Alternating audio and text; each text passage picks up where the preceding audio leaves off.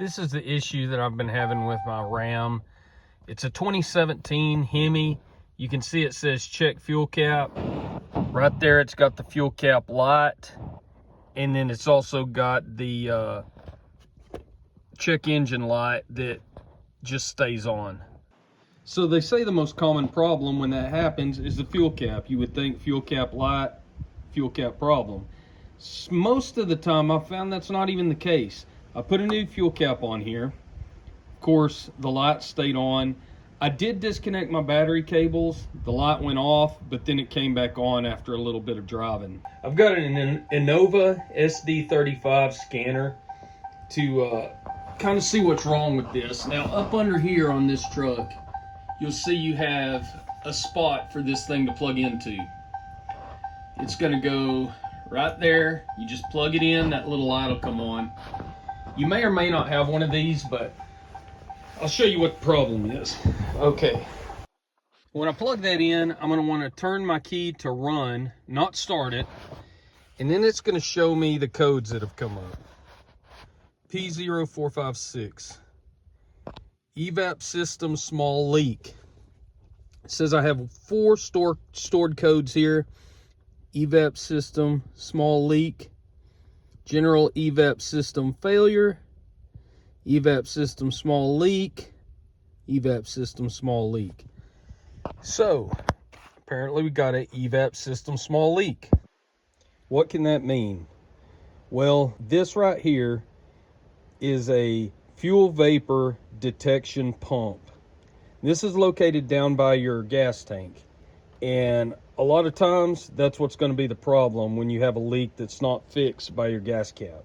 So we're going to hop under there and we're going to put one of these on. It may be kind of hard to see when we get under there, so I'm going to show you right here. That's where your electrical is going to plug into, and this thing is going to twist on, and you'll have a tab right here that you push. We'll twist the old one off, pull it out, and then put this one on.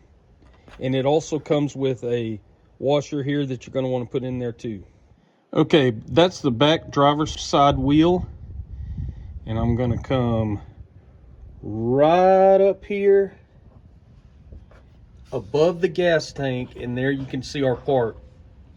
We're going to have to pull this line back, take it off. Then we're going to pull this connector off by pressing that tab and getting it out. I'll go ahead and see how hard this is to remove. If I can do it with one hand, I'll just pop it off here.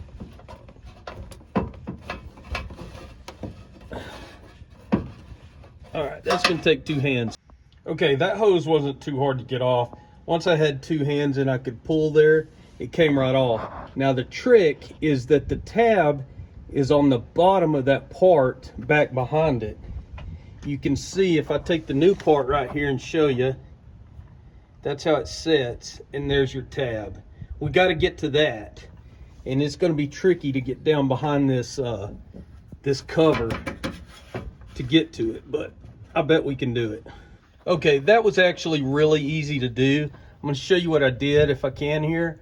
So I took my right hand, I put it in here like this, and you can see how I put that hose connector right there between my pointer finger and my middle finger, and I can get my thumb down in there, press that, and then twist it this direction.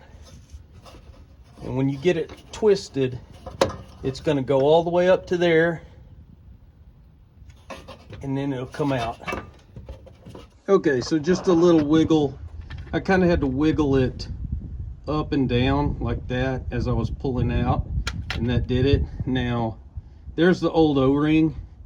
That thing could be cracked or whatever, so we're gonna put this new one in, and then we'll put our new pump on. Okay, you can see our hole there. This O-ring fits right inside there, and it fits nicely. It'll stay there while we put the new pump on. So I'm just gonna set that new pump in there, twist it till it clicks, and then we'll hook it back up. Okay, it's back in there. When you twist this in, you know, you get it in that hole, twist it. You'll hear an audible click, and then it'll stop twisting. And then you'll just hook your hose back up here, you want to push it all the way up. And then we're going to take our electrical connector, and we're going to put it right back where it was. And that's got it in. That's all there was to it. That was about a, I don't know, 5 to 10 minute job. So I did get that same message. You have both your lights still on. All right, to clear those lights, I'm going to disconnect this positive battery cable, just a 10 millimeter right there. Take that loose, make sure it's not going to touch. Leave it about 10 minutes and we'll try again. We've got all the lights off for right now.